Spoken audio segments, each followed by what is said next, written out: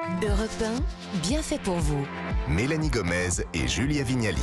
Quel plaisir de vous retrouver ici dans l'émission qui parle de votre vie quotidienne pour la rendre toujours plus facile. Merci d'être à nos côtés sur Europe 1 jusqu'à midi. Et maintenant, j'accueille nos bienfaitrices. Je commence par vous, Sophie Braffman. Bonjour. Bonjour. Oh, dis donc, ça va bosser dur grâce à votre chronique ce matin. Certains ont eu le bac ou pas mardi, donc on a envie de les faire travailler maintenant. Bah oui, allez, on sort de la maison et on va trouver du travail. Non, je vais vous aider. Chronique premier job d'été dans un instant. Sophie, on vous retrouve tout à l'heure. Mais on va commencer avec la chronique de Cécile Coumeau. Bonjour Cécile. Bonjour tout le monde. Alors, pour cette dernière émission avant les grandes vacances, on va se faire plaisir sans faire d'excès. Donc, on va tenter l'apéro sans alcool. Oui, parce que le rosé ou le spritz, faut quand même pas en abuser. Et parce que les boissons sans alcool, il y en a vraiment maintenant pour tous les goûts. Pour preuve, la toute première cave dédiée aux boissons sans alcool pour adultes a ouvert ses portes à Paris en avril 2022. Et en un an, ils sont passés de 200 références à plus de 450 références. Ça va de la bière sans alcool, bon, c'est un grand classique, à des cocktails fermentés à base de plantes, en passant par des vins désalcoolisés. Il y en a vraiment pour tous les goûts. Et si les rayons se sont étoffés, c'est aussi parce que la clientèle s'élargit, comme nous l'explique Augustin, qui a donc créé cette cave un peu spéciale, le Pan qui boit. Il y a ceux qui ne boivent pas du tout, donc femmes enceintes, les personnes musulmanes, les personnes qui ont un traitement médical, qui n'ont jamais bu d'alcool, parce qu'il y en a quand même pas mal aussi qui ne le disent pas mais qui n'ont jamais bu. Ça va être en gros 15-20%, quoi. Et de l'autre côté, on a les personnes qui continuent à boire de l'alcool, mais qui de temps en temps ont envie de changer. Ce que nous on va appeler les flexi-drinkers en mauvais français, et quand ils veulent pas boire d'alcool, ils veulent pas de l'eau, quoi. Ils veulent une vraie expérience de goût, sympa, originale, etc. On a envie que dans les restaurants, il y ait une vraie carte sans alcool qui tienne la route, que dans les bars, et on a un vrai choix. On sait que ça va prendre des années, mais que ça va être de plus en plus facile de dire que je veux pas boire d'alcool. Alors on est plutôt sur la bonne voie, en tout cas pour nous, quoi. Mais est-ce qu'on retrouve des équivalents d'alcool classique et notamment le fameux rosé ? Alors, le plus difficile à reproduire finalement, ce sont le vin et le whisky. C'est les alcools les plus complexes. En revanche, c'est vrai qu'il y a des substituts vraiment proches de l'original. La Suze, le gin ou encore l'amaretto. Vous savez, cette boisson à base d'amande, j'ai goûté, la ressemblance est assez bluffante. Bon, ceci dit, on peut se passer d'alcool sans chercher à retrouver exactement les mêmes arômes. C'est ça qui est marrant d'ailleurs. J'ai par exemple goûté une boisson à base de raisin. Je vais vous laisser goûter, je vous fais passer. Mais aussi d'infusion. Il y a de l'infusion de café, du piment d'Espelette, d'extrait de cassis, de la maison Villa Martel. Alors, c'est pas du vin, il ne faut pas vouloir chercher. Voilà. C'est des gens qui savent faire du vin, qui font du vin. Mais ça a la couleur du vin. Voilà, c'est un peu la couleur. Il y a de la longueur en bouche. Donc, je vous laisse goûter. Vous me direz ce que vous en pensez. Du vin rouge dans le verre. Voilà, l'apparence est là. Le goût, c'est quand même assez différent. Mais moi, je trouve que c'est assez agréable. On l'imagine bien. Mais c'est pas du vin. Non, c'est pas mal quand même, moi, je trouve. On dirait c'est quand même du cassis. Et c'est vrai que c'est dans les maisons étoilées. C'est pas juste un jus de cassis. Non, c'est bien plus intéressant. C'est amer. Il y a une complexité quand même. Voilà. Bon. C'est spécial, tout le monde aime ça. Ça sent un peu comme le vin, mais c'est pas du vin. Ouais, je trouve que quand ça reste en bouche, c'est ça que moi je trouve pas mal. Bon. C'est très bon. Alors, je ne sais pas si vous avez senti, mais on a un peu la sensation que ça chauffe un peu le gosier aussi. C'est vrai, c'est intéressant. Ça c'est parce qu'ils mettent soit des épices comme là, ou du poivre, ou encore du piment, qu'on peut avoir cette sensation. Alors en fait, les clients, ils viennent souvent pour acheter un substitut, une copie, et après ils s'aventurent un petit peu. C'est le cas de Bérénice que j'ai rencontré. En fait, au départ, je suis venue un peu sous la contrainte parce qu'il se trouve que j'ai plusieurs amis qui sont tombés enceintes en même temps, à peu près. Et de fil en aiguille, en fait, je trouve qu'il y a une variété de goûts, une intensité d'arômes, une richesse d'arômes. Donc maintenant, tout ce que j'achète pour moi. Alors, vous avez quoi dans votre panier, par exemple là ? Alors, j'ai une frénette qui est une sorte de réinvention du cidre, mais c'est à base de frêne. Et c'est très peu sucré, c'est très bon. Et en plus sucré, j'ai là une petite décoction de gingembre, de thym et de citron qui peut être bu comme ça en shot, mais c'est assez intense. Et moi, j'ai dilué avec de l'eau pétillante l'été, c'est hyper rafraîchissant. Incroyable, c'est hyper créatif. Oui, mais moi, j'ai peur du taux de sucre de ces boissons. Alors, c'est vrai que pendant longtemps, ça a été le gros point faible de ces boissons. Mais sous la pression des clients, justement, il y a eu de grosses évolutions. Au Pan qui boit, il y a tout un rayon de boissons avec zéro sucre. Alors, l'autre critique qui colle un petit peu à la peau de ces apéritifs sans alcool ou ces boissons sans alcool, c'est en gros, c'est pas fun, voilà. On est en France, quoi. Franchement, ouais, exactement. Franchement, là aussi, on a un peu dépassé le stade de la bonne bière sans alcool. Au Pan qui boit, j'ai assisté à une dégustation de cocktails de chez l'Alchimiste.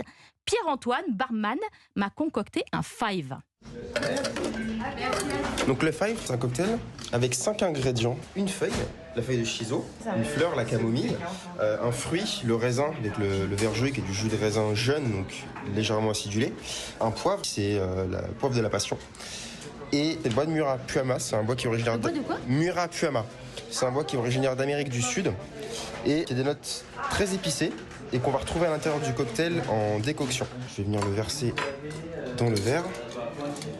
Et donc maintenant, je vais venir le placer sous la cloche pour pouvoir le fumer, comme je vous disais, avec le bois de Murapuama.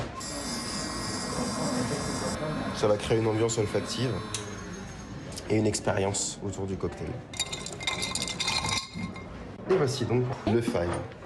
Donc vous voyez, c'est quand même fun, c'est une vraie expérience, il y a tout un cérémonial, on n'est pas les ringards de service. Eh bien, merci beaucoup Cécile, vous nous avez ouvert d'autres horizons pour les apéros de l'été et on vous en remercie. Allez, justement l'été c'est aussi l'époque où certains jeunes découvrent le monde du travail. Alors moi je me rappelle mon premier job d'été, je devais vendre des mutuelles étudiantes, c'était un peu relou.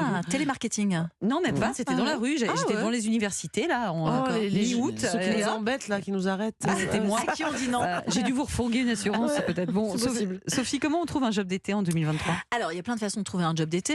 Déjà prospecter par soi-même avant d'aller voir les applis. Je trouve que c'est pas mal. Bon, on va y revenir. Mais d'abord, je voulais faire un petit topo chiffré avec vous. Alors, 223 000 offres d'emplois saisonniers ont été publiées depuis le début de l'année 2023 en France. Donc, il y en a quand même pléthore. Alors, à 95%, ce sont des jobs qui vont être liés, vous le savez, l'hôtellerie, la restauration. Vous en avez fait, les filles ? Non, voilà. Vous avez fait ça, vous même tourisme. Fast-food, moi. Ah, vous voyez, c'est restauration aussi, tourisme, animation et au loisir. Alors, bon, bien sûr, il y aura autour de nous des gens très maladroits, des gens allergiques aux enfants ou aux touristes en général et aux services en particulier. Alors, pour cela, il vous reste l'agriculture. Vous avez peut-être fait des vendanges ? Non, jamais. Pas du tout. Eh ben d'accord. Bon, il vaut mieux être... moi, j'ai fait. J'ai fait, forcément. Vous avez fait ? Ah ben voilà. Mais vous êtes lève-tôt. Non, mais j'avais besoin de bosser. D'accord. Voilà. Parce qu'il faut être très lève-tôt, ce qui ne fait pas peur à tout le monde, est physique et proche de la nature. Donc, il y a beaucoup de demandes dans le domaine fruitier et viticole où les saisonniers représentent plus de 90% des effectifs, donc c'est pléthore, ou encore l'agroalimentaire, 13 000 offres, donc qui ont également besoin de renfort. Et oui, bien évidemment, la consommation ne s'arrête pas pendant la période estivale pour les 68 millions ou presque que nous sommes. Et est-ce que vous savez quelle est la région qui occupe la première place en termes d'offres d'emploi saisonniers ? Aucune idée. Eh ben, c'est la région Auvergne-Rhône-Alpes. Moi, j'aurais cru l'Île-de-France, mais en fait, pas du tout.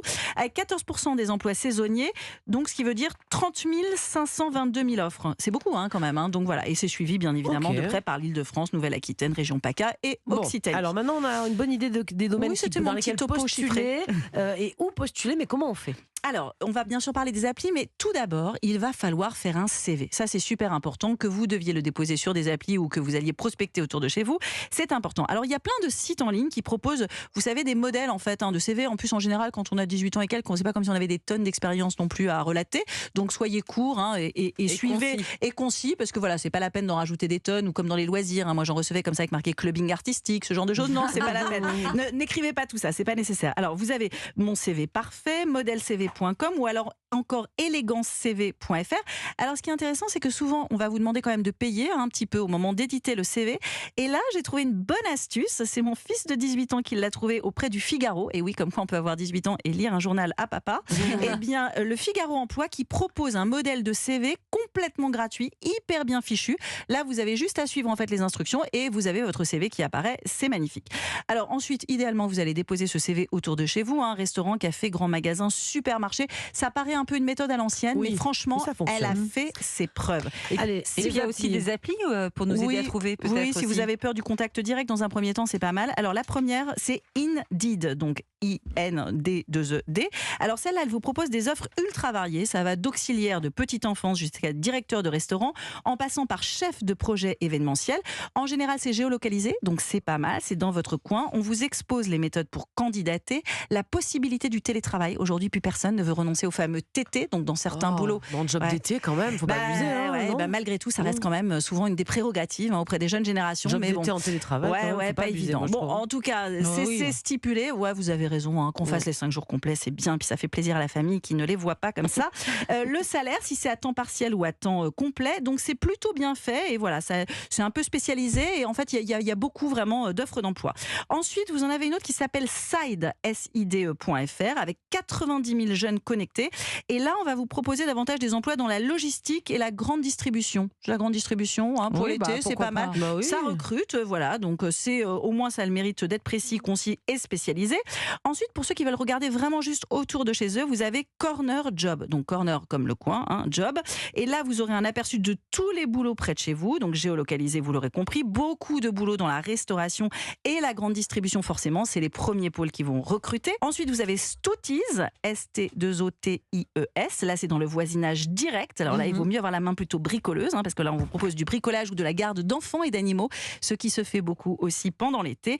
Et bien sûr, si vous avez envie de donner un cadre juridique à tout ça, pour en savoir un peu plus, puisqu'il s'agit de votre premier emploi, eh bien, je vous conseille de vous connecter sur étudiant-salarié.fr, puisque là, vous saurez un peu ce que vous pouvez demander, Vous vos avez des exigences. droits, Voilà, évidemment. vous avez des droits, bien sûr, et des devoirs aussi. Merci beaucoup Sophie et merci à vous Cécile. Et bien voilà, ce magazine est fini pour aujourd'hui, même pour la saison qui s'achève également ce vendredi. Alors avant de rendre l'antenne, je tenais à remercier nos équipes. Je commence par Benjamin Lévesque et Roman Dordor, Tic et Tac, sans qui rien n'aurait été Oh là là, ils possible. applaudissent, hein. Ils ont été nos bienfaiteurs personnels en coulisses depuis 2 ans et je peux vous dire que grâce à ces deux-là, il y a eu autant de bonne humeur devant que derrière le micro. Et Mélanie, on va aussi remercier les 2 boss qui ont été derrière les manettes de Bienfait pour vous en régie. De boss. Oui, bah vite fait, hein, ceux qui nous soufflent des ordres dans les casques ou même des bêtises parfois, souvent d'ailleurs. Merci donc à Nicolas Baudin et merci à Cyril Pascal. Merci également à Esteva et à Juliette. Et surtout, merci à vous, auditeurs d'Europe 1, d'avoir été notre écoute chaque matin. Et oui, on espère que tous les bienfaits que nous avons partagés avec vous depuis 2 saisons vous auront rendu la vie plus facile. Merci également à Nadia Milosevic de nous avoir fait confiance et de m'avoir fait confiance depuis 4 ans. Et sachez aussi qu'on ne va pas vous laisser comme ça, n'est-ce pas Julien? Bah oui, parce que durant tout l'été, nous allons vous accompagner. Alors je vous invite à retrouver les meilleures émissions de Bienfait pour vous que nous avons sélectionnées avec soin. Ce sera du lundi au vendredi de 13h à 14h. Et bien voilà, on vous souhaite un bel été à tous. Mélanie, c'était un réel plaisir d'animer cette émission avec vous. Je vous souhaite un bel été. Vous allez me manquer. Et de même, je vous embrasse Julia et je vous embrasse tous auditeurs d'Europe 1. À bientôt. À bientôt. Et maintenant, c'est le moment de laisser la place à l'info sur Europe 1 avec Europe 1 Midi et Romain Desarbres. Romain, quel est le menu du jour? Bonjour Julia, bonjour à tous. Dans Europe 1 Midi, on va revenir notamment sur les informations de William Molinier qui nous apprend que les collègues du policier qui a tué Naël sont menacés. Comment est-ce possible? Comment protéger les policiers? On sera avec Rudy Mana, qui est lui-même policier, porte-parole du syndicat Alliance, et avec William Molinier qui va nous donner toutes ces informations. Hommage à Léon Gauthier aujourd'hui, le dernier survivant du commando Kiefer. Ces 177 Français qui avaient débarqué avec les Alliés. Léon Gauthier qui est mort en début de semaine. Ces 177 Français qui ont risqué leur vie pour la France alors qu'ils n'avaient qu'une vingtaine d'années. On sera avec un historien et puis on sera sur place bien sûr à Ouistreham. L'hommage va débuter dans quelques minutes. Et puis pour certains, les vacances débutent aujourd'hui. Vendredi thématique sur Europe 1. À quoi ça sert vraiment les vacances? On va en discuter, on va apprendre beaucoup de choses avec la psychologue Marie-Estelle Dupont. Voilà le programme. À tout de suite. Merci beaucoup Romain. Tout de suite et bonne journée sur Europe 1.